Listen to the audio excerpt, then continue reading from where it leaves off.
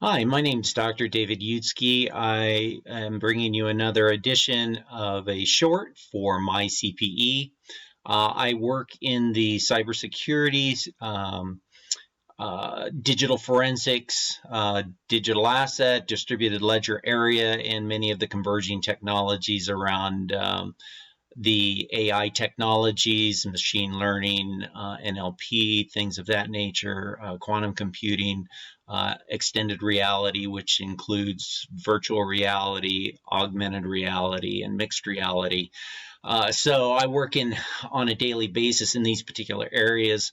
Worked many years with the Federal Cybercrimes Headquarters Unit in supporting many different investigations with a number of different agencies and working specifically with the Department of Justice. So today I want to bring you another update on another attack methodology that has recently been observed, but has actually been around for a number of years. It's actually a shellcode based Packer. It's called TrickGate, and it's really been very successful at operating without attracting much attention for the past 6 years. And it's enabled cyber criminals, threat actors to really deploy a wide range of malware such as TrickBot, Imitet, ReEvil over the years. And, Ari Olstein from Checkpoint Research called it a master of disguise. And that's really how these shellcode-based Packers work. What it does is actually offer service to other threat actors since about 2016, and TrickGate helps conceal payloads behind a layer of wrapper code. So Packers have a really different feature, giving them this ability to circumvent detection by appearing as just this benign file. And it's very intrusive within the corporate environment.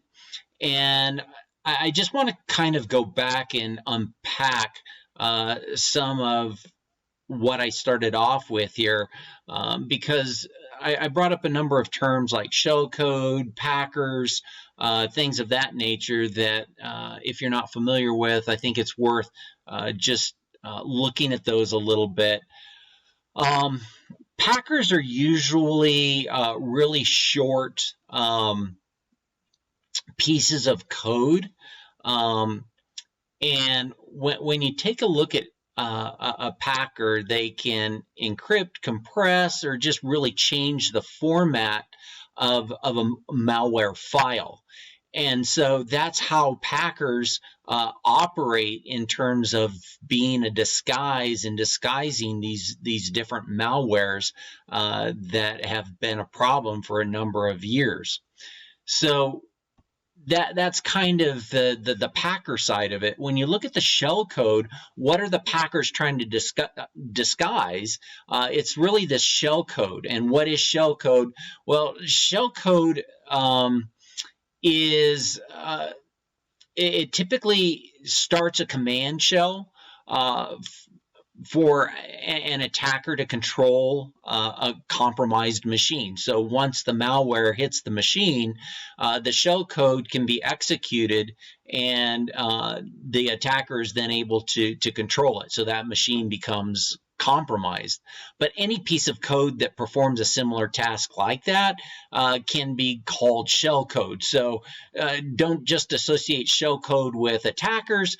Shell code is oftentimes used for legitimate reasons as well. But when you take a look at shell code, that's really what we're dealing with here. So it's just a small piece of code used as the payload in our scenario of an exploitation for a software vulnerability that exists. Now, one of the aspects of the shellcode injection that is really relevant is it attacks the buffer overflow. So the buffer overflow is a software coding error or vulnerability that can be exploited by attackers to gain unauthorized access. So one of the best ways to protect yourself is to ensure that your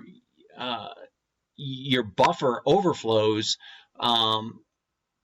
are being addressed within your cybersecurity program. But I would take this down to the personal level as well, because these exploits can be used on not just a corporate side, but they can also be used if you're heavily into digital assets.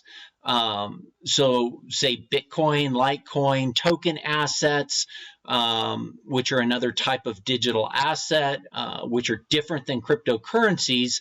But these would be like your non-fungible tokens, your NFTs and your FTs. So this exploit can actually be used in conjunction with the wallet software that you have on your computer. And if with the ability to look into a ledger explorer, you in essence can kind of determine, and if the address that's being advertised on the ledger can be exploited, these types of things can be done on individuals. So if you maintain, say, like a mobile wallet, a web wallet, something of that nature, these types of exploits can actually go after your digital assets as well.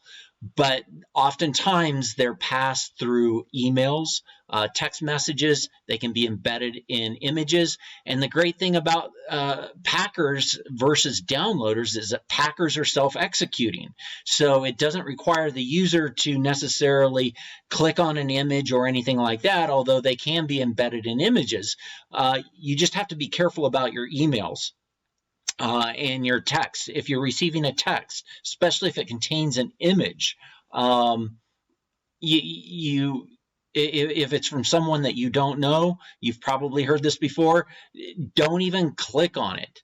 But in the case of an email, if you open up the email, one of the first things that you can do is, if you're not, if it looks suspicious, if you go to the from line and just hover over or click on the address of the sender, then you can open up that email string, that address, and see, does this make sense? If it came from Amazon or Microsoft or something like that, I do this all the time.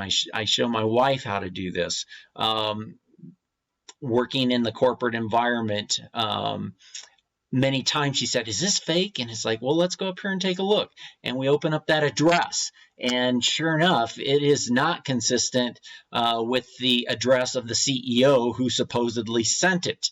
If it's from a utility company, the address format just doesn't fit the typical address format of your utility company with the attached invoice for that month.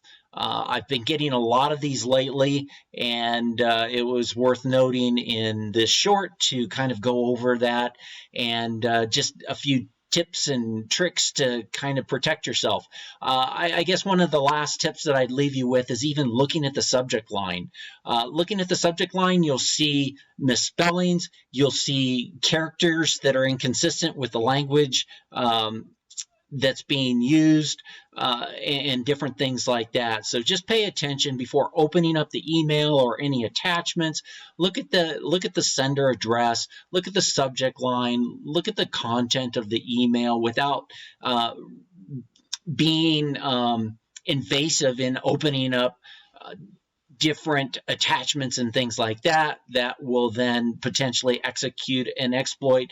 Just delete them, get them out of your system, and go from there. So hopefully you found this helpful, and enjoy the myCPE shorts.